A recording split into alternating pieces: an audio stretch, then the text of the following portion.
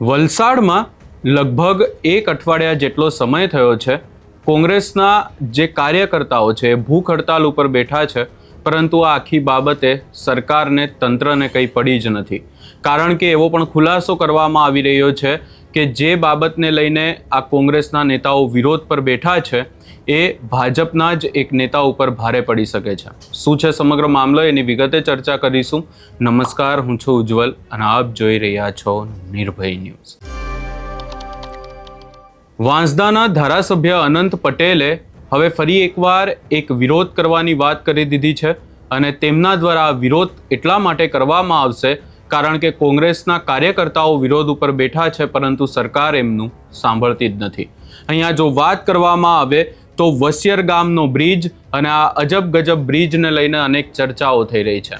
ખાસ કરી અને ભાજપના મોટા નેતાની જમીનનો ભાવ વધી જાય એના માટે આ બ્રિજ બનાવવામાં આવી રહ્યો છે એવા આક્ષેપ કોંગ્રેસના કાર્યકર્તાઓ દ્વારા કરવામાં આવી રહ્યા છે અને સામાન્ય લોકોને આ બ્રિજની જરૂરત જ નથી એવી પણ વાત કરવામાં આવી રહી છે.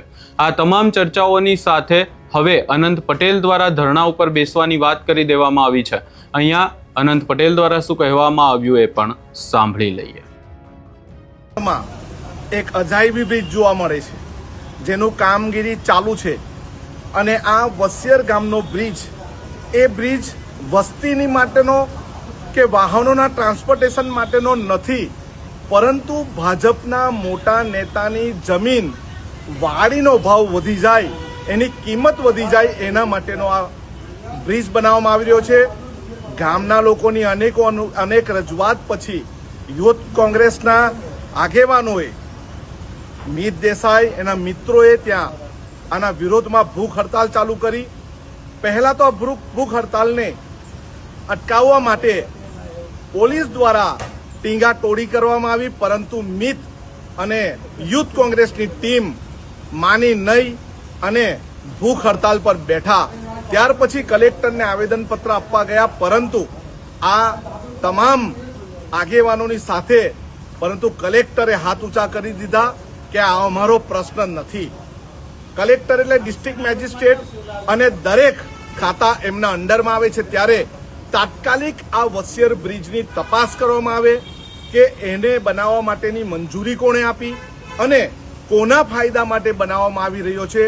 વલસાડ જિલ્લામાં આદિવાસી વિસ્તારમાં અનેક પુલ જે જર્જરિત અવસ્થામાં છે, અનેક જગ્યા એવી છે જેના પર પુલ નથી અને લોકો પોતાનું જીવન ગુજારી રહ્યા છે. ત્યારે આવા સંજોગોમાં કોઈ પણ પ્રકારે યુવક કોંગ્રેસ બાંધછોડ કરવાનું નથી. અમે તમામ આગેવાનો યુવક કોંગ્રેસની સાથે છે.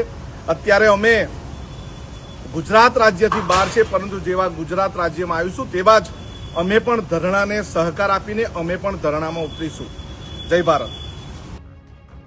ખાસ કરીને જો ચર્ચા કરવામાં આવે તો આ જે વસિયર ગામનો બ્રિજ છે એ બ્રિજને બનાવવા માટે વાત કરવામાં આવી રહી છે અને આ બ્રિજ બનાવવા માટે કોઈ પણ ગામમાંથી રાજી નથી અને આ જ બાબતને લઈને કોંગ્રેસના કાર્યકર્તાઓ ભૂખ હડતાલ પર છે. પરંતુ જ્યારે તેઓ ભૂખ હડતાલ ઉપર બેઠા ત્યારે એવા દ્રશ્યો પણ સામે આવ્યા કે જ્યાં ત્યાં પોલીસ પહોંચી ગઈ અને કાર્યકર્તાઓને પોલીસ દ્વારા અટકાવવામાં પણ આવ્યા, પોલીસ દ્વારા એમને લઈ જવામાં પણ આવી રહ્યા હતા. ત્યારબાદ પણ ત્યાં બબાલ થઈ અને આખરે જો ચર્ચા કરવામાં આવે તો ભૂખ હડતાલ જે અટકાવવા માટે ટીંગાટોળી પણ કરવામાં આવી. ત્યારબાદ કલેક્ટરને આવેદનપત્ર આપવા માટે પણ આ કાર્યકર્તાઓ પહોંચ્યા હતા. કલેક્ટરે આખી બાબતને લઈને હાથ ઊંચા કરી દીધા છે અને ગામના લોકોને બ્રિજની જરૂર નથી.